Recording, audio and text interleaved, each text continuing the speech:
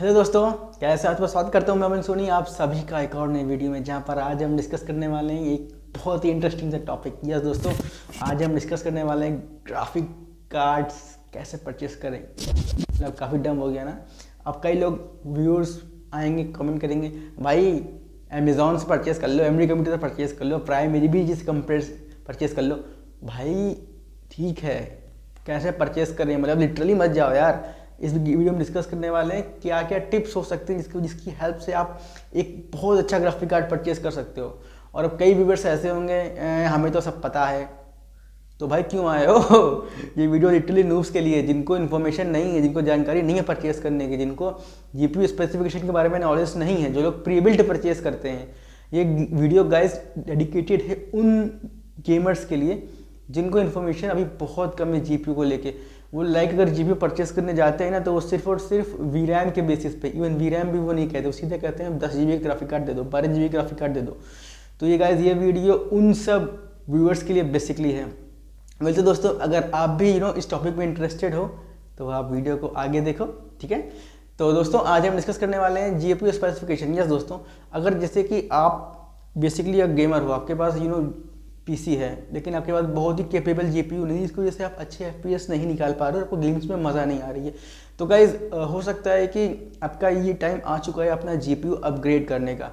Yes दोस्तों, basically अगर जैसे कि आप गेमर हो, तो आपके जो रिग होगा ना गाइज, उसमें बेसिकली जो इंपॉर्टेंट कंपोनेंट है वो ग्राफिक कार्ड ही होने वाला है। तो आप अपना पैसा अधिक से अधिक जो है सीपीयू पे ना खर्च करके आप अपना पैसा जीपीयू पे खर्च करो। जैसे कि अगर आप 5,000 रुपये अगर आप बचा के अगर आप i5 जा रहे हो तो मत जाओ, क्योंकि अगर आपका बेसिकली, तो पहले आपको ये बता दें कि आपकी जो यूज़ क्या है, यूज़ के सिनेरियो क्या है। हमें यहाँ पे माइनिंग के बारे में कोई बात नहीं करने वाले हैं, बिकॉज ये चैनल लिटरली गेमर्स के लिए ही डेडिकेटेड है। हाँ, कुछ एक होते हैं वीडियो जिसमें जो बनानी पड़ती हैं, जो इंटरेस्टिंग होती हैं काफ़ी, जो न्यू टेक रिलेटेड होती है, तो उसको कवर करना पड़ता है। लाइक जैसे कि जिसकी वजह से गेमिंग मार्केट पे भी ज़्यादा असर पड़ता है, तो वो सब हम कवर करते हैं। तो बेसिकली अभी हम जैसे कि हम डिस्कस करने वाले हैं, अगर आपका पर्पज़ क्या है। बेसिकली अगर आपका पर्पज़ है सिर्फ गेमिंग, तो अगर आप i3 के साथ भी जाते हो तब भी आपका काम चल जाता है। सारे गेम्स आपके बॉटलनेक होपफुली नहीं करेंगे। अगर आप i3 के साथ जा रहे हो तो ऑब्वियसली बात है 3070 या 3060 Ti की जीपीयू नहीं यूज़ करने वाले हो। अब उसके साथ ऑब्वियसली 3060 Ti, 2060 या 3060 तक ही जाने वाले हो। तो गाइज, इस तरीके से हम बजट बिल्ड करते हैं, उसको हम बैलेंस बनाते हैं, मिड रेंज रहता है पीसी बेसिकली। तो गाइज, अगर आप वीडियो देख रहे हो तो ऑब्वियस सी बात है कि आप जो है इस टॉपिक पे इंटरेस्टेड हो। अब दूसरी बात ये कि अगर आपका पर्पज़ स्ट्रीमिंग है, तो गाइज स्ट्रीमिंग पर्पज़ अगर आपका है तो आपको मिनिमम i5 या Ryzen 5 इन दो प्रोसेसर्स पे ही आपको स्टिक रहना है, उसके ऊपर जाना है। बिकॉज जैसे कि मेरे कई जो दोस्त हैं वो लोग भी स्ट्रीम करते हैं, वो लोग कहते हैं अमन भाई यार हम लोग गेम खेलते हैं, हमारे गेम लैग नहीं होता है, बट यूट्यूब पे बहुत लैग होता है। तो क्यों होता है ये? इसलिए होता है क्योंकि जो i3 आप जो यूज़ कर रहे हो, अगर आप R3 को यूज़ कर रहे हो, आपका गेम तो अच्छा प्लेएबल फ्रेम देगा आपको, लिटरली आपको 0.1% जो लो होता है वो भी कम आएगा। लेकिन आपके यूट्यूब पे वो इसलिए लैग होता है क्योंकि जो MB जो मिलती है, इस पर जो कैश मेमोरी होती है प्रोसेसर्स पे, वो बहुत कम होती है, जो कि यूट्यूब पे स्ट्रीमिंग के वक्त बहुत स्टटरिंग और टीयरिंग शो करती है व्यूअर्स को। तो जो वहाँ पे आपका आपका गेमिंग एक्सपीरियंस तो अच्छा हो गया, लेकिन जो आपके जो व्यूअर्स हैं उनका जो व्यूइंग एक्सपीरियंस है वो बहुत रद्दी हो जाता है। तो इस वजह से भी होता है कि आपको लगता है कि अमन भाई बताओ मेरा गेम तो अच्छा चल रहा है, स्ट्रीम पे ख़राब क्यों चल रहा है। तो गाइस, आप बिटरेट कुछ मत करो, लिटरली आपको अपग्रेड करने की ज़रूरत है। आपको i5 मिनिमम लेना है अगर आपको स्ट्रीमिंग करनी है, तो i5 या R5। बात कर लेते हैं गाइस अभी हम अपने ग्राफिक कार्ड के बारे में। तो गाइस, जैसे कि अगर आप जानना चाहते हो ग्राफिक कार्ड, तो बेसिकली ग्राफिक कार्ड तो बहुत सारी कंपनियां बनाती हैं, लेकिन जो जीपीयू मैन्युफैक्चरिंग है वो सिर्फ 2 कंपनी हैं। यस दोस्तों, सिर्फ एनवीडिया और AMD। हालांकि इंटेल भी आने वाले हैं, बट उसको भी आने में 2022 का नेक्स्ट क्वार्टर है, जो कि मैंने काफ़ी वीडियोज़ में कवर करके रखा हुआ है, आप उसको चेकआउट कर सकते हो। तो गाइस, अभी हम इंटेल की पॉसिबिलिटी को ना कंसिडर नहीं करते हैं, क्योंकि उसको आने में बहुत टाइम है। अगर आप टीम रेड के साथ जाते हो AMD के साथ, तो आपको उसकी अपनी बेनिफिट्स मिलती हैं। अगर आप टीम ग्रीन के साथ जाते हो एनवीडिया के साथ, तो आपको उसकी बेनिफिट्स मिलती हैं। जैसे कि अगर आप AMD के साथ जाते हो, फर्स्ट ऑफ ऑल मैं आपको ये बता दूं कि कोई ग्राफिक कार्ड किसी से अच्छा नहीं होता है, सिर्फ और सिर्फ प्राइस मैटर करती है एंड अवेलेबिलिटी आज की डेट में भी मैटर करती है। तो गाइज, जैसे कि आप जितना अच्छा प्रीमियम प्राइस पे करते चले जाओगे, उतने आपको सर्विसेज अच्छी मिलती चली जाएंगी। लेकिन एक पॉइंट ऐसा आता है ना कि जहाँ पे बजट कोई मैटर नहीं रखता है, जैसे कि 3090 Ti जो आने वाला है 3090 हो गया, 1600 XT हो गया, तो ये ग्राफिक कार्ड्स उन लोगों के लिए होते हैं जो गेमर एंथुसियास्ट होते हैं, जिनको पैसे का कोई फ़र्क नहीं पड़ता, सिर्फ और सिर्फ उनको पैसे परफॉर्मेंस चाहिए, उनको GPU चाहिए, उनको SLI करना होता है, उनको डुअल GPU लगाने होते हैं। तो गाइस ये सब उन लोगों के लिए होता है, हम जैसे बजट बिल्डर्स के लिए ये सब चीज़ें नहीं है। और उसके बाद हम बात कर लेते हैं। अब आप सोचोगे कि अमन भाई आपने मेरे को ग्राफिक कार्ड्स बताया फिर GPU बताया, तो क्या दोनों तो एक ही चीज़ होती है? नहीं, ऐसा नहीं है। अगर आप अपने CPU देखोगे ना गाइस, तो लोग कहते हैं कि ये कंप्यूटर, ये CPU है, ये पूरे डिब्बे को कहते हैं, ऐसा नहीं होता। CPU जो छोटी सी चिप आती है i5 जो देखो ना डिब्बे में होती है, सिर्फ वही CPU होती है। उसके अराउंड जब आप मदरबोर्ड पर उसको प्लेस करते हो, उसके ऊपर से जब आप कूलर, जो CPU कूलर होता है उसको आप लगाते हो, उसके बाद आप पावर सप्लाई कनेक्ट करते हो, हार्ड डिस्क कनेक्ट करते हो, ग्राफिक कार्ड कनेक्ट करते हो, PSU कनेक्ट करते हो, रैम कनेक्ट करते हो, कैबिनेट कनेक्ट करते हो, फिर जाके वो पूरा एक कंप्यूटर बनता है, लेकिन उसको लोग CPU कहते हैं। तो इस यहाँ पे भी आता है जो आपका ग्राफिक कार्ड होता है, ये भी एक तरह से मिनी कंप्यूटर ही होता है। इसके अंदर भी GPU होता है। GPU मतलब जो ग्राफिक प्रोसेसिंग हुई है, जो NVIDIA और AMD देती है, सिर्फ और सिर्फ चिप जो सिलिकॉन होता है वो देती है। बाकी जो OEM पार्टनर्स होते हैं जैसे MSI, Gigabyte, ASUS, Inno3D, Twin Forza, ये सब जो भी कंपनियां होती हैं, ये सब ग्राफिक कार्ड पूरा बनाती हैं। समझ में आ रही बात गाइस आपको? बात ये NVIDIA और AMD सिर्फ और सिर्फ चिप देती हैं इन OEM पार्टनर्स को, और फिर ये सारे जो GPUs का यूज़ करके ये लोग अपना ग्राफिक कार्ड बनाती हैं। अब गाइस आप जैसे कहोगे काफ़ी कंफ्यूज हो रहा है, ऐसा क्यों होता है फाउंडर? उसके बाद आप कहोगे NVIDIA खुद अपने कार्ड्स बनाता है। यस दोस्तों, NVIDIA अपने फाउंडर्स एडिशन कार्ड बनाता है, बट अगर आप पिछले डेट में जाओगे 2000 राउंड अबाउट 17 या 16 के आसपास जाओगे, तब NVIDIA खुद कॉम्पीट करता था अपने अलग कंपनीज़ के साथ, MSI वगैरह के साथ, रिटेल यूनिट्स में खुद भी आता था। तो गाइस लेकिन अब ऐसा नहीं होता है, सिर्फ फाउंडर एडिशन कार्ड ही बनाता है, और वो भी बहुत ज़्यादा नहीं बनाता। RTX 2060 सुपर तक का बनाता है, फिर उसके नीचे 1660 Ti और 1050 Ti, ये सारे जो भी कार्ड्स थे इन सबके कोई फाउंडर एडिशन लॉन्च नहीं हुए थे। गाइस इन सब भी मैं कभी अलग डेडिकेटेड वीडियो बनाऊंगा कि फाउंडर एडिशन क्या होता है, एंड जो उसके OEM पार्टनर्स होते हैं उससे आपको क्यों उतना वो महंगा होता है। तो दोस्तों अभी जैसे कि हम बात कर लेते हैं, आपको मैंने बताया ग्राफिक कार्ड्स ना कई सारे होते हैं। ग्राफिक कार्ड हो गए MSI का हो गया, Inno3D हो गया, ASUS Strix हो गया, Gigabyte हो गया, Zotac हो गया, ठीक है। ये सारे क्या होते हैं? ये OEM पार्टनर्स हैं जो कि ग्राफिक कार्ड प्रोवाइड करते हैं कंज्यूमर बेस्ड, ठीक है। अभी हम गए इस वीडियो में वर्क स्टेशन वाले GPUs के बारे में डिस्कस नहीं करने वाले, सिर्फ और सिर्फ कंज्यूमर बेस्ड ग्राफिक कार्ड्स के बारे में ही डिस्कस करने वाले हैं। दोस्तों चलिए बात कर लेते हैं GPU स्पेसिफिकेशन की। जैसे कि अगर आप NVIDIA के साथ जाते हो तो आपको उसकी अपनी अलग बेनिफिट मिलती है, जैसे कि NVIDIA पे आपको DLSS मिलता है कि नहीं, deep learning super sampling rate. ये गाइस अभी NVIDIA ने इसका वर्जन 1 के बाद वर्जन 2 के बाद वर्जन 3 भी रिलीज़ कर दिया है। तो और अगर आप AMD के साइड जाते हो तो आपको वहाँ पे AMD का FX super resolution sample rate मिलता है, जो कि अभी FSR फिडेलिटी सर्विसेज जिन्होंने अभी कुछ भी अपग्रेड नहीं किया है इसमें। AMD FSR 1.1 ही 1.0 ही अभी तक आया है, लेकिन फिर भी भाई AMD वालों ने ज़्यादा अच्छा काम किया, बिकॉज जो उनकी जो FSR सर्विस है वो NVIDIA के कार्ड्स पे भी सपोर्ट करता है, जो उनके पास्कल बेस्ड GPUs थे 1060 वगैरह के, उस पर भी फंक्शन करता है, उसके भी FPS को बूस्ट करता है। अब आप कहोगे गाइस ये FSR क्या है? FSR एक सर्विस है जो AMD की तरफ से प्रोवाइड करी जाती है, जो और भी गेम जो मैन्युफैक्चरिंग करते हैं प्रोड्यूसर्स, वो लोग अपने कोडिंग में यूज़ करते हैं, जिसकी वजह से गेम थोड़ा सा स्मूथ हो जाता है और FPS बढ़ जाते हैं। बजाय अगर आप बहुत डिटेल में जाओगे तो आपको लगेगा कि कुछ ना कुछ थोड़ा स्मूथ हो गया, उतना क्रिस्प नहीं graphic, but at the end of the day हम सबको FPS सही मैटर करता है, क्योंकि ऑब्वियस सी बात है हम अगर FSR पे लड़ाई कर रहे हैं तो भाई ऑब्वियस सी बात है हमारा बजट बिल्ड है, और हम जो है अभी बहुत ज़्यादा पैसे में नहीं है, हम लोग नए नए ग्राफिक कार्ड अभी अपग्रेड नहीं कर पा रहे, ठीक है। तो अगर हम बात कर लेते हैं गाइस दोनों स्पेसिफिकेशन को साइड बाय साइड GPU रख के, तो अगर NVIDIA के साइड अगर आप जाते हो तो आपको वहाँ पे क्या चेक करना है? बेसिकली आपको CUDA कोर्स चेक करना है। यस दोस्तों, किसी भी GPU को आपको इसके VRAM के बेसिस पे कभी नहीं जाना है। ये आपको उस पर आऊँगा क्योंकि मिथ ये काफ़ी हो रहा है और ये बहुत इसमें कंज्यूमर्स को ठगा जा रहा है। आपको CUDA कोर्स चेकआउट करने, CUDA कोर्स जितने ज़्यादा होंगे उतना कमाल का जो है आपका गेम की डिटेलिंग होगी। CUDA कोर्स क्या होते हैं? जैसे कि अगर आप CPU एक देखते हो तो उसमें 4 कोर 8 थ्रेड होते हैं, 6 कोर 12 थ्रेड होते हैं, ऐसे ही यहाँ पे GPU में CUDA कोर्स होते हैं। CUDA कोर्स 1500 हो गया, 1800 हो गए, 2000 हो गए। ये सारे क्या करते हैं? ये इस इमेज को रेंडर करके आपके स्क्रीन पे रियल टाइम में प्रेजेंट करते हैं, ठीक है। तो ये जितने ज़्यादा होंगे उतना ज़्यादा आप डिटेलिंग अपनी इमेज में पाओगे, शार्पनिंग पाओगे, कंट्रास्ट हैवी पाओगे, एंड इवन मोर FPS पाओगे। अब दोस्तों आप कहोगे FPS क्या होते हैं? दोस्तों FPS होते हैं फ्रेम पर सेकंड। जैसे कि आपको मैं एक एग्जांपल देता हूँ, अगर आप आप 20 पन्नों पे जो आर्ट बुक नहीं बनती थी, आप सारे इमेजेस को साइमल्टेनियसली ड्रॉ करते चले जाओ, फिर आप उसको एक साथ अगर आप फ्लिप करते हो तो आपको ऐसा लगेगा ना कि वो एक इल्यूजन क्रिएट होगा कि वीडियो चल रही है। बट एक्चुअल में होता क्या है कि वो पिक्स जो इमेजेस आप बनाए हो पेजेस रोल आउट होते हैं 1 बाय 1 करके। तो गाइज यही होता है FPS। अगर आप 60 FPS का अगर आपका कोई GPU निकाल रहा है तो आपको ये ध्यान पे रखने वाली बात है कि वो 1 सेकंड में 60 फ्रेम यानी 60 फोटोज़ को वो मूव कर रहा है। तो वो आपको एक मूविंग पिक्चर्स का इल्यूजन एक वीडियो के फॉर्म में आपका माइंड इंटरप्रेट करता है, ठीक है।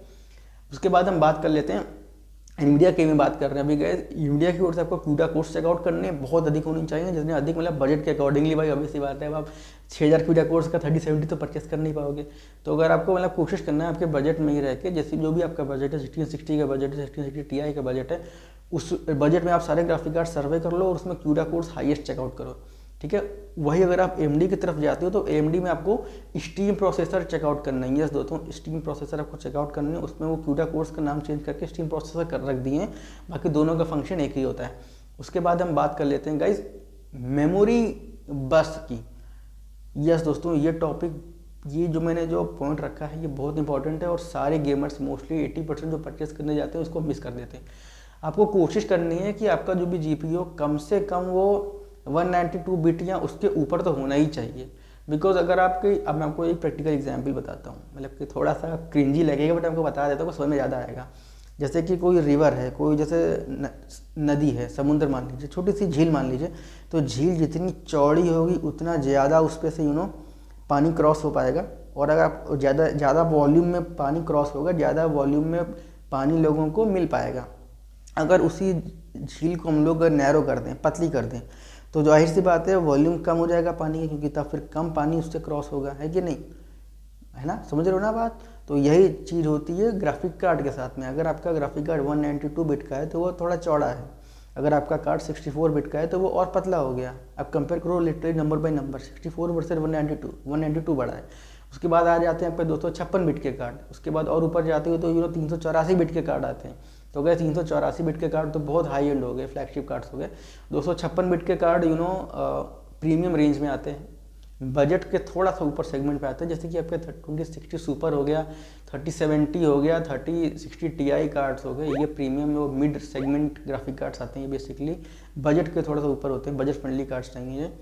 उसके बाद ठीक है, बस का को ध्यान रखना, मेमोरी बस का ध्यान रखना ज़रूर से, ठीक है। फिर उसके बाद अगर हम बात कर लेते हैं, अगर अब देखिए, अब जो मेन फैक्टर ये जो है ज़्यादा रोल प्ले करता है। अगर आपको रे ट्रेसिंग में आपको इंटरेस्ट है, ऑब्वियस सी बात है ये रे ट्रेसिंग आज की डेट में एक बहुत बड़ी चीज़ हो चुकी है। यस दोस्तों, PlayStation 5 हो गया, माइक्रोसॉफ्ट के जो Xbox सीरीज S और X जो आ रहे हैं, ये सब जो हो गए, जो कंसोल्स हो गए, इस पर भी गाइस रे ट्रेसिंग को बहुत इंप्लीमेंट किया गया है।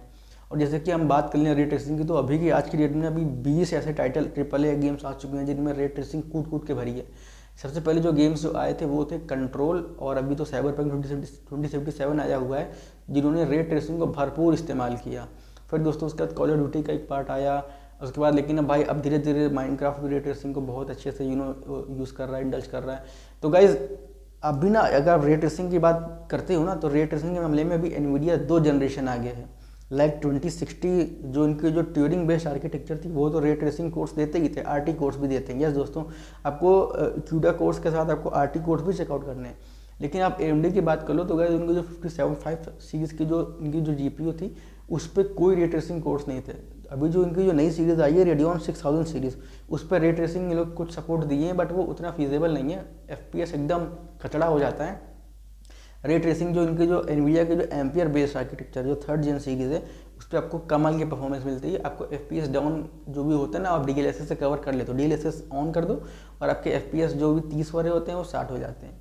तो दोस्तों अगर आप रे ट्रेसिंग को भी, ऑब्वियस सी बात है रे ट्रेसिंग भी अब जो है बड़ा फैक्टर प्ले कर रही है। अगर आप आज से 1 साल पहले की बात करते ना, तो मैं आपको यही कहता है कि ray tracing is not a big issue, नहीं भी है तब भी कोई बात नहीं। लेकिन हाँ, अगर आपको सिर्फ और सिर्फ FPS से मतलब है, आपको रॉ परफॉर्मेंस चाहिए, तो भाई आप AMD के साथ जाओ, आपको फ्यूचर प्रूफिंग भी काफ़ी मिलेगी। एंड उनका जो आर्किटेक्चर भी 6 nm बेस्ड है, आज की डेट में थोड़ा ज़्यादा एफिशिएंट है एम्पियर बेस्ड 8 nm से कंपैरिजन में। तो अगर आप कंपेयर करते भी हो ना, तो AMD की ऑफरिंग थोड़ी बेटर है।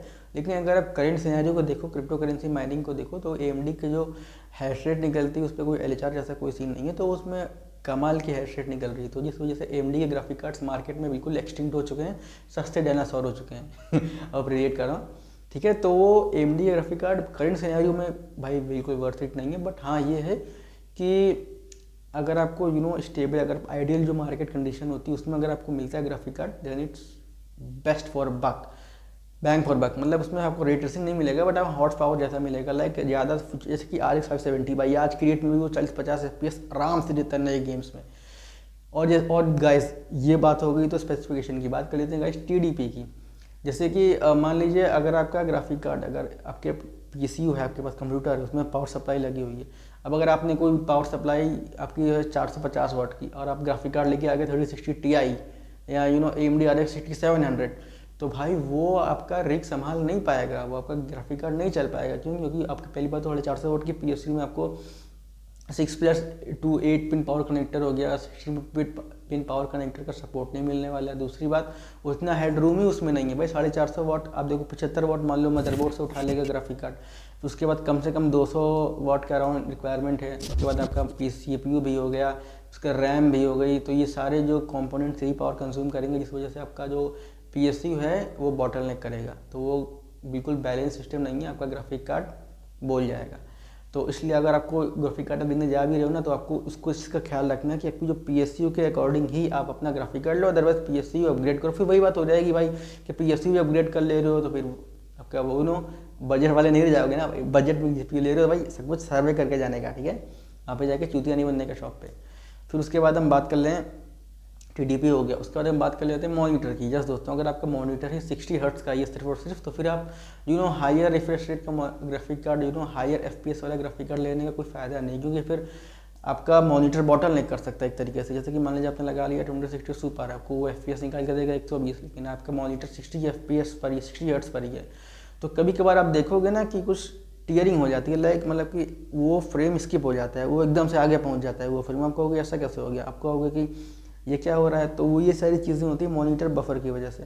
तो आप ऐसा कोई GPU लो ना जो आपको 60 FPS का हर्ट्ज का आपका मॉनिटर है, तो कम से कम 60 FPS या 70 FPS भी देगा, तब भी कोई बात नहीं, वो मैनेज हो जाता है। लेकिन बस आप ऐसा कोई GPU लो जो कि फ्यूचर प्रूफिंग भी रहे और बहुत ज़्यादा ओवर किल भी ना हो।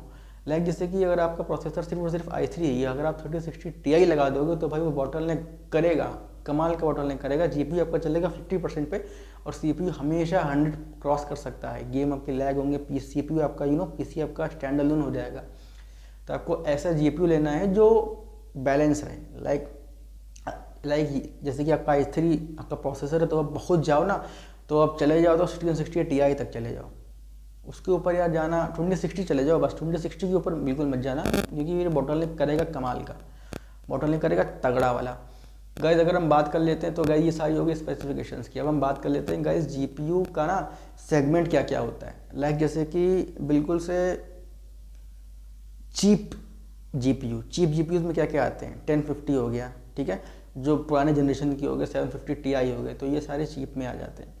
बात कर लेते हैं mid segment graphic card. Mid segment graphic card आता है आपका 1650 सुपर हो गया, 1650 हो गया, फिर उसके बाद अब 1660 Ti हो गया, ठीक है। फिर उसके बाद हम आ जाते हैं बजट सेगमेंट के ग्राफिक कार्ड। बजट सेगमेंट के ग्राफिक कार्ड आपके हो गए RTX 2060 सुपर, और जो नया वाला RTX 2060 है इसके बारे में मिथ बस्ट करना है गाइस। देखो अगर आप 2060 12GB और 30, एक बार क्या हो गया था मार्केट में दोस्तों कि 3060 जो 12GB वाला है वो 3060 Ti से महंगा मिल रहा था, क्योंकि भाई बेवकूफ़ी, ये मार्केटिंग एनवीडिया वालों ने खूब बेवकूफ़ बनाया था क्लाइंट्स को। यार क्या मतलब है भाई, आप जो है 3060 को आप CUDA कोर्स आप कंपेयर करो 3060 Ti से कम है, आप मेमोरी बस कंपेयर करो 192 बिट की बस थी इसकी, और जो 3060 Ti 256 बिट पे है, ऑब्वियसली बात है। लेकिन बस मार्केटिंग स्ट्रैटेजी, 3060 12GB का है, 3060 Ti 8GB का है।